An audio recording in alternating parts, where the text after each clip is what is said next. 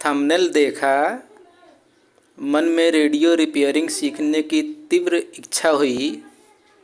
फिर थंबनेल पर क्लिक किया और चले आए वीडियो के अंदर। तो चलिए साहब, अब आ ही गए हैं तो चलिए समझते हैं कि रेडियो रिपेयरिंग सीखने के लिए क्या क्या पढ़ना ज़रूरी होता है। तो नमस्कार दोस्तों, मैंने इसके पाठ्यक्रम यानी सिलेबस को अपने विचार से 5 भागों में बांटा है। Number 1, basic electronics. Number 2, components की समझ। नंबर 3, रेडियो के कार्य प्रणाली का सिद्धांत। नंबर 4, टूल्स और इंस्ट्रूमेंट्स का ज्ञान। और नंबर 5, रिपेयरिंग स्किल्स। साथियों, मैं चाहता हूं कि स्क्रीन पर जो लिखा हुआ है इसका स्क्रीनशॉट ले लें, क्योंकि वीडियो में आगे हम इन्हीं 5 बिंदुओं को संक्षेप में समझेंगे। अच्छा तो ये रहेगा कि आप इसे कहीं कॉपी पर नोट कर लें, क्योंकि आगे आने वाले वीडियो में हम इसे विस्तार से समझेंगे। क्योंकि लोग कहते हैं कि बिना थ्योरी क्लास के प्रैक्टिकल अधूरा होता है।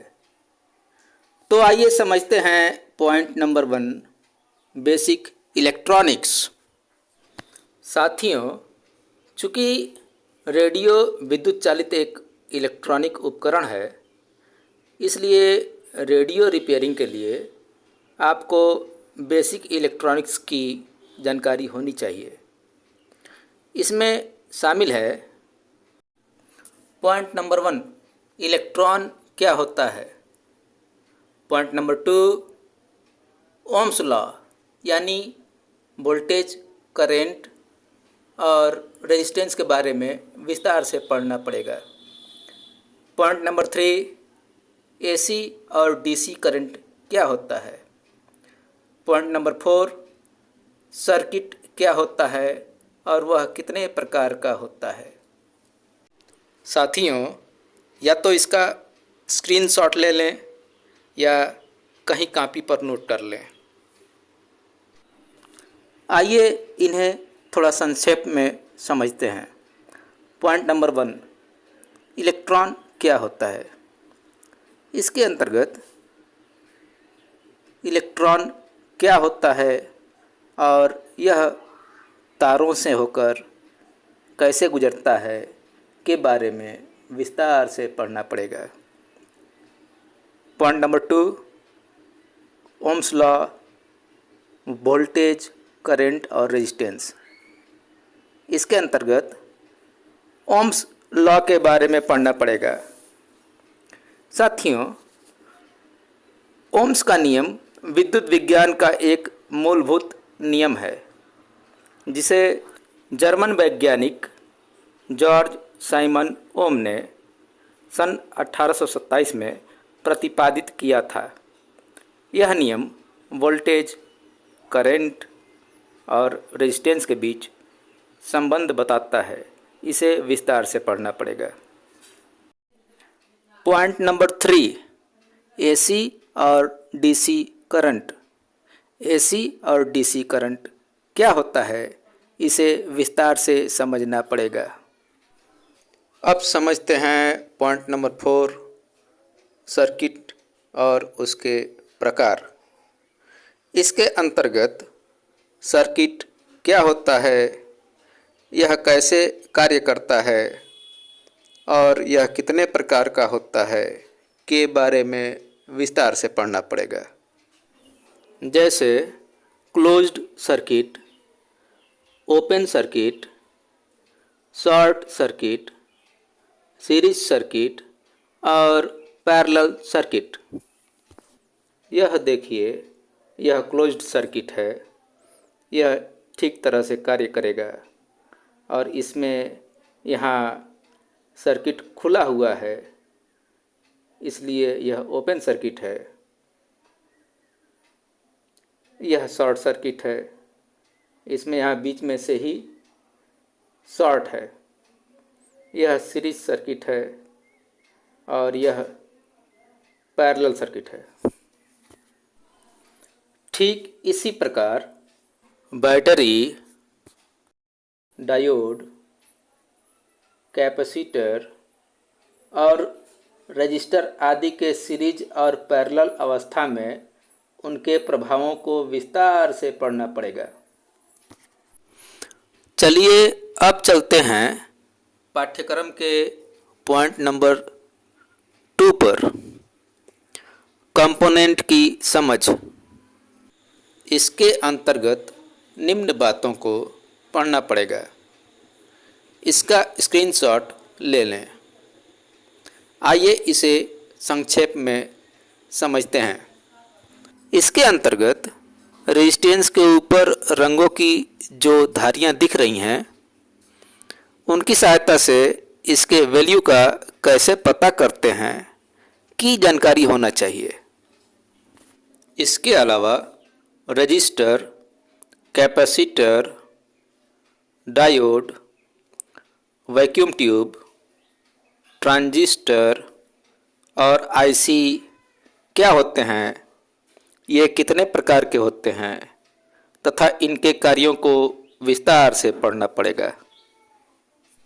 इसके अलावा विभिन्न प्रकार के कॉइल्स, फेराइट रॉड, आईएफटी यानी कि intermediate frequency transformer, driver transformer और स्पीकर आदि के कार्यों को विस्तार से पढ़ना पड़ेगा।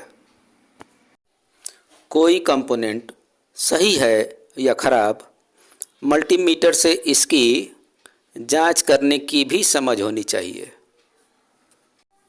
यह पीसीबी है, यानी कि printed circuit board. Circuit diagram की सहायता से विभिन्न कंपोनेंट्स को पीसीबी पर कैसे असेंबल किया जाता है की भी समझ होनी चाहिए। साथियों, वास्तविक पार्ट्स का सर्किट डायग्राम पर संकेत चिन्ह यानी सिंबल होता है। इस पर आधारित यह वीडियो आप लोगों को अवश्य देखना चाहिए। रेडियो रिपेयरिंग सीखने वालों के लिए यह बहुत ही महत्वपूर्ण वीडियो है। लिंक डिस्क्रिप्शन में मिल जाएगा या इस वीडियो को एंड स्क्रीन पर लगा दिया जाएगा। साथियों, पाठ्यक्रम का पॉइंट नंबर 1 बेसिक इलेक्ट्रॉनिक्स और पॉइंट नंबर 2 कंपोनेंट्स की समझ केवल रेडियो रिपेयरिंग करने वालों को ही नहीं, बल्कि tape recorder, spool player, record player, television, VCR, CD player और फ़ोन आदि रिपेयर करने वालों को भी पढ़ना जरूरी होता है। चलिए अब समझते हैं पाठ्यक्रम के पॉइंट नंबर 3 को, रेडियो के कार्यप्रणाली का सिद्धांत। साथियों, रेडियो स्टेशन का ट्रांसमीटर रेडियो वेव्स यानी रेडियो तरंगे हवा में भेजता है। उन तरंगों की फ्रीक्वेंसी अलग अलग होती है। रेडियो का एंटीना उन तरंगों को पकड़ता है और ट्यूनिंग सर्किट उसी फ्रीक्वेंसी को चुनकर आवाज़ में बदल देता है। इसके अंतर्गत मॉड्यूलेशन, खास करके एएम और एफएम मॉड्यूलेशन और डीमॉड्यूलेशन के बारे में पढ़ना पड़ेगा। साथ ही रेडियो के ब्लॉक डायग्राम को समझना होगा। इसके अलावा सुपर हेट्रोडाइन रेडियो रिसीवर के सिद्धांत के बारे में विस्तार से पढ़ना पड़ेगा। इसका स्क्रीनशॉट ले लें। चलिए अब समझते हैं पाठ्यक्रम के पॉइंट नंबर 4 को, टूल्स और इंस्ट्रूमेंट्स का ज्ञान। इसके अंतर्गत निम्न बातों को पढ़ना पड़ेगा। इसका स्क्रीनशॉट ले लें। आइए इसे संक्षेप में समझते हैं। इसके अंतर्गत मल्टीमीटर को कैसे ऑपरेट किया जाता है के बारे में पढ़ना पड़ेगा। रेडियो के ट्यूनिंग के लिए सिग्नल जनरेटर और ऑसिलोस्कोप को कैसे ऑपरेट किया जाता है के बारे में विस्तार से पढ़ना पड़ेगा।